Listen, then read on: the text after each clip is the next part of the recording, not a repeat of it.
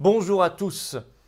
Que se passe-t-il là sur les élections régionales? On entend Dupond-Moretti qui va se présenter dans le Pas-de-Calais, on entend ces histoires de PACA dans la région sud, etc. Est-ce que c'est intéressant? Est-ce qu'on va s'arrêter à l'écume des choses, de cette petite tambouille, cette politique politicienne? Ou est-ce qu'on va aller derrière, voir ce qui se passe? Là, aller dans les coulisses où on ne voudrait pas qu'on aille voir. Eh bien, on va le faire.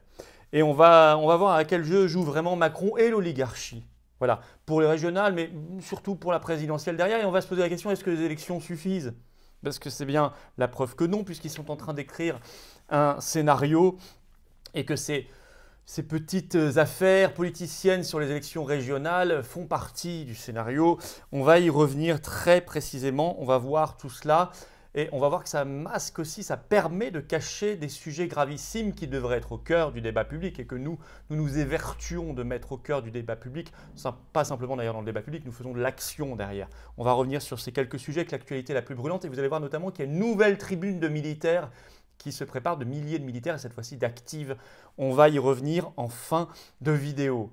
Je crois que c'est important de dévoiler le projet de l'oligarchie dont Macron n'est qu'une expression, sinon on ne comprend rien et sinon on est tiré par le bout du nez sur la petite politique politicienne électoraliste, ça n'a absolument aucun intérêt, on laisse ça à la grande presse et aux petits politiciens qui passent leur journée à ça. Vous allez voir, c'est très concret, très intéressant, je le pense, et surtout très utile pour la résistance, très très utile, qui ne cesse de grossir.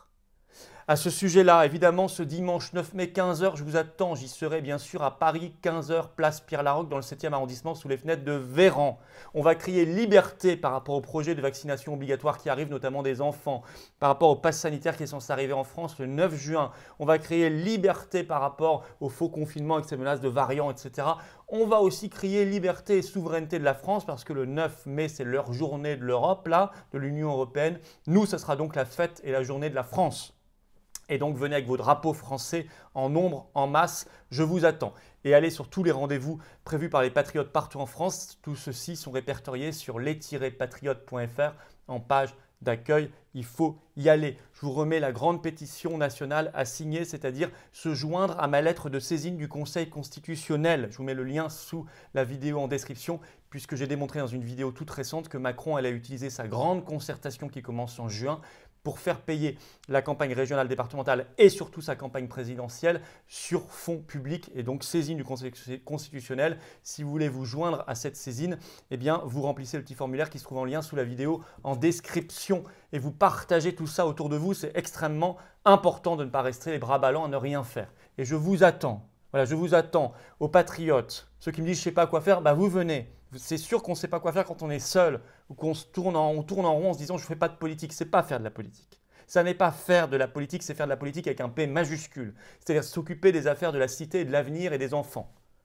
Des enfants et des générations qui viennent et de son pays. Le lien pour adhérer aux patriotes, réadhérer ou faire un don de soutien à toutes nos actions, 9 mai et tout le reste, ce lien se trouve sous la vidéo en description et ceci est largement défiscalisé pour vous et vous êtes les bienvenus d'avance aux patriotes. Le lien pour adhérer et réadhérer est également en commentaire épinglé et en fin de vidéo, vous pourrez cliquer là ou là directement sur l'écran pour nous rejoindre. Oui, vous êtes sincèrement les bienvenus d'avance aux patriotes avec cette carte orange d'adhérents et un énorme bravo à ceux qui font un don de soutien à toutes nos actions. Alors cette tambouille des régionales, pourquoi tout ce tintamarre là depuis quelques jours? On sent que Macron est à la manœuvre, je vais vous expliquer tout ça et on va voir ce que ça cache. Macron et l'oligarchie. Alors je dis pourquoi l'oligarchie derrière Macron? Parce que si Macron apparaît trop usé pour être candidat en 2022, l'oligarchie le jettera, enfin le recasera dans une banque d'affaires ou à l'Union européenne ou ailleurs et il sera remplacé par un clone idéologique évidemment. Pour l'instant, il n'est pas encore trop usé au goût de l'oligarchie, donc il le garde. Alors, que se passe-t-il avec ces régions-là? On va revenir dans le détail sur ce qui s'est passé en PACA, dans le Pas-de-Calais.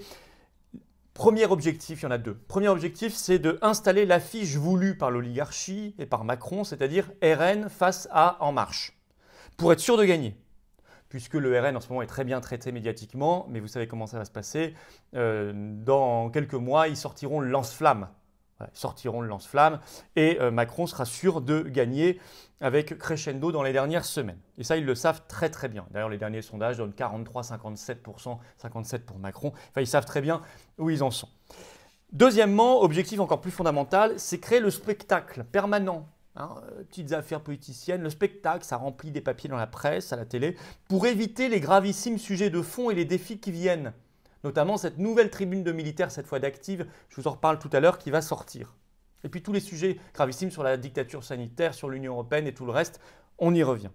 Alors ça donne un spectacle, alors le spectacle en PACA par exemple, pour les régionales, où le 2 mai, dans le journal du dimanche, eh bien, le Premier ministre Jean Castex annonçait une fusion des listes entre les Républicains et En Marche, vous en avez forcément entendu parler, c'est-à-dire la liste menée par Renaud Muselier avec la liste de la secrétaire d'État macroniste Sophie Cluzel.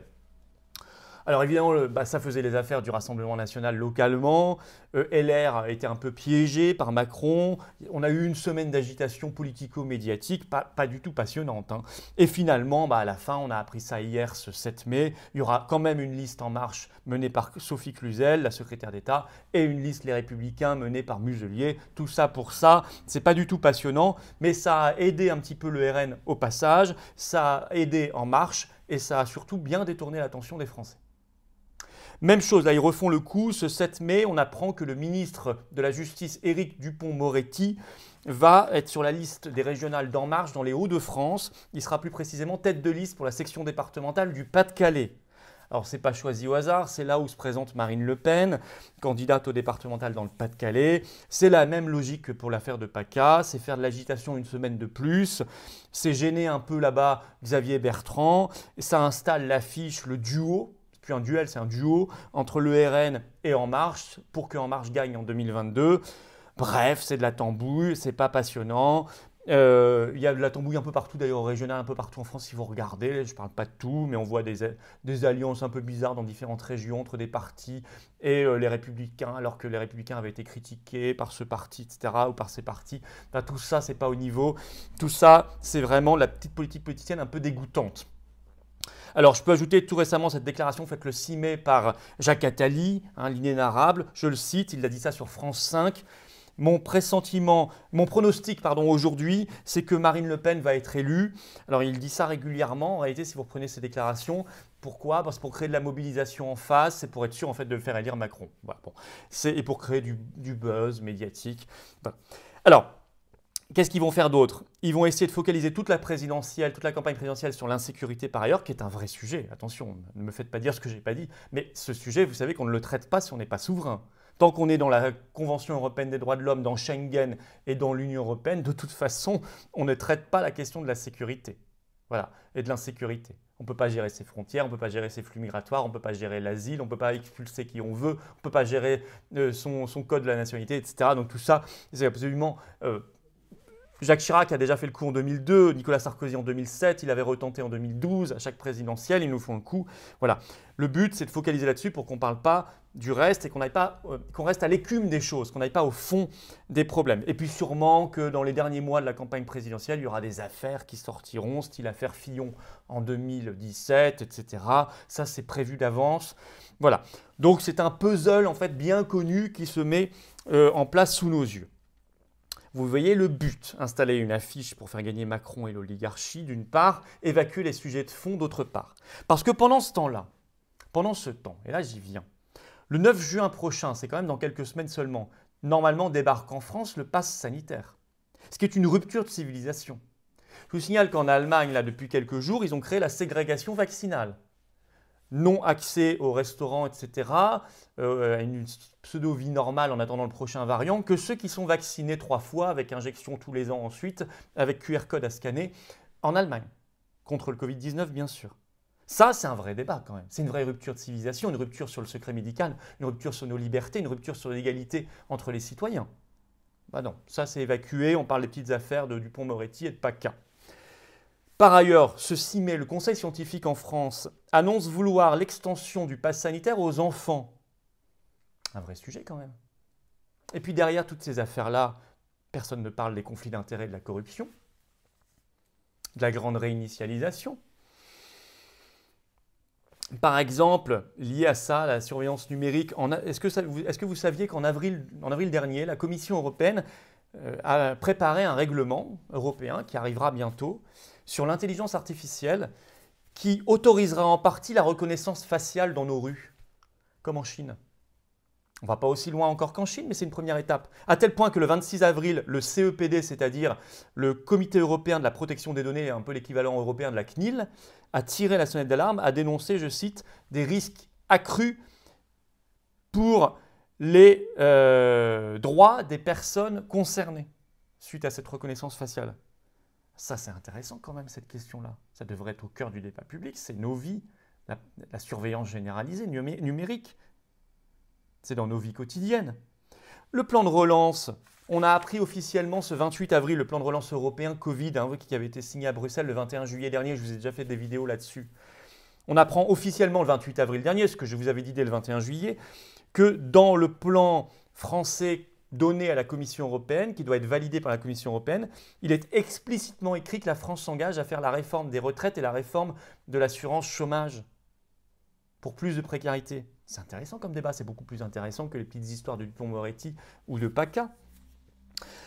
Par exemple, autre affaire masquée par ces histoires, le 5 mai, le PDG d'EDF, Jean-Bernard Lévy, devant l'Assemblée générale des actionnaires d'EDF, il parle, je cite, de discussions extrêmement difficiles avec Bruxelles sur l'avenir d'EDF. C'est quand même fondamental, quand on sait que l'Union européenne est en train d'essayer de casser, démanteler EDF. Je vous ai déjà fait des vidéos sur le projet Hercule, ils veulent même aller plus loin. Ça, c'est quand même notre énergie, notre service public de l'électricité, c'est le champion national français. C'est fondamental, ça. Quand on ne parle pas de notre appartenance à l'Union européenne, à l'euro, à la CEDH, à Schengen, à l'OTAN qu'il faut quitter, on parle dans le vide, y compris sur les questions d'insécurité, les drames récents. Par exemple, cette policière à Rambouillet, cette malheureuse Stéphanie qui a été assassinée par un ressortissant tunisien qui est resté illégalement en France entre 2009 et 2019 pendant 10 ans clandestin. Moi, je vous ai fait une vidéo là-dessus en pointant du doigt la responsabilité de notre appartenance à l'UE et à la CEDH. Mais si on ne parle pas de ces sujets de fond, ces instances mondialistes dans lesquelles nous sommes oligarchiques, on sera sur l'écume des choses, dans l'émotion, et puis on redira les mêmes slogans, et puis ça recommencera, et puis on en sera encore là dans 10 ans. En pire. Si vous voulez, moi, c'est ces sujets-là que j'aborde, y compris, je profite de ma candidature, je suis tête de liste au régional dans le Grand Est. Pour information, on aura une très belle liste patriote. Et puis on a des candidatures dans quelques dizaines de cantons au départemental patriote. Je vous ferai la liste bientôt, vous verrez tout ça. En tout cas, je suis candidat au régional Grand Est. Nous, on va profiter de nos candidatures pour parler de tout ça. Et si on est élu dans nos enceintes départementales et régionales, on défendra tout ça. Parce qu'il ne faut pas scinder les sujets. D'autant que le gouvernement a intérêt à distraire l'attention des Français, puisque le Parisien, je vous en parlais en introduction, ce 7 mai, le journal Le Parisien révèle qu'une nouvelle tribune de militaires, cette fois-ci 2000, anonyme car d'actives, pas des retraités d'actifs, que des actives, eh bien, une nouvelle tribune va sortir et que le gouvernement se dit très embarrassé. Je comprends. Alors, tout ça nous confirme quoi? Le besoin de rectitude et de vérité dans le débat public. Vous voyez, on a vu quelques sujets, il y en a plein d'autres qui doivent être dans le débat public. Mais pour ça, il faut de la rectitude et de la vérité, de la transparence. Et puis, être conscient, quand on voit ce spectacle qui se met en place régional avec derrière la présidentielle, que tout ne va pas se jouer en France aux élections. Je vous le dis depuis des mois. N'ayez plus cette naïveté. Bien sûr, si nous sommes candidats, votez pour nous, parce qu'il faut que nous, on fasse un énorme score, le plus gros possible. Moi, dans le régional Grand Est et nos candidats au départemental, on vous fera la liste. Faites voter et votez pour nous. Mais tout ne va pas se jouer aux élections, évidemment que non.